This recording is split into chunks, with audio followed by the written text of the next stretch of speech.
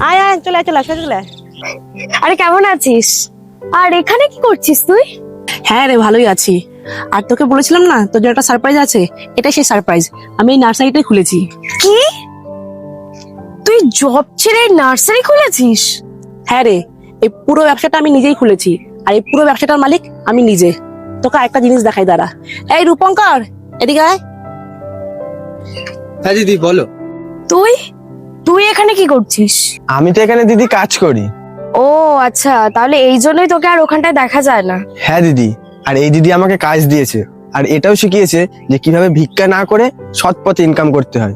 আচ্ছা, এটা তো খুব ভালো কথা, তুই কিছু আলাদা করার চেষ্টা করছিস। কিন্তু তুই আমাকে এটা বল, তুই এই গোটা নার্সারিটা চালিয়ে কত টাকা ইনকাম করছিস? ও তোর এখানে কাজ করছে, ওকেও তো স্যালারি দিতে হয়। হ্যাঁ, তা তো ওকে দিতে হয়। আর এই নার্সারি থেকে আমি ওই মোটামুটি 25-30 হাজার টাকা মাস গেলে ইনকাম করতে পারি। এতে আর তোর কি লাভ হলো তাহলে?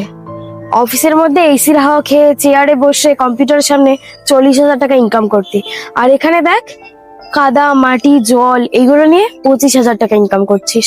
শোন, আমার কাছে এরকম একটা নার্সারি না, এরকম আরো দুটো নার্সারি আছে। ওই বাকি দুটো নার্সারি তো আমি এরকম অল্প অল্প সময় দিই, আর বাকিটা সব ওরাই সামলে নেয়। বলিস কি রে, আরো দুটো আছে? তাহলে তো ভালো ইনকাম করিস মাসে। জানিস তো ভূমি, কথায় আছে না, কষ্ট না করলে কখনো কেষ্ট পাওয়া যায় না। তাই আপাতত এই কষ্টটাই করছি। আর তুই তো জানিস, আমার সবসময় একটা ইচ্ছে ছিল যে নিজে কিছু করব, নিজের মালিক নিজে হব। তো সেই কারণেই এই নার্সারিটা।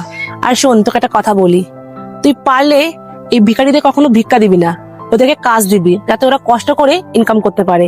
ওতে না তুই আরো বেশি পুণ্য কামাতে পারবি। হ্যাঁ, তুই ঠিকই বলেছিস, আমি এখন থেকে ওটা করারই চেষ্টা করব। বাদ দে এসব কথা।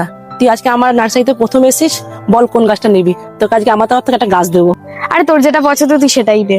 আয়, দেখ কোনটা নিবি। সবই তো সুন্দর।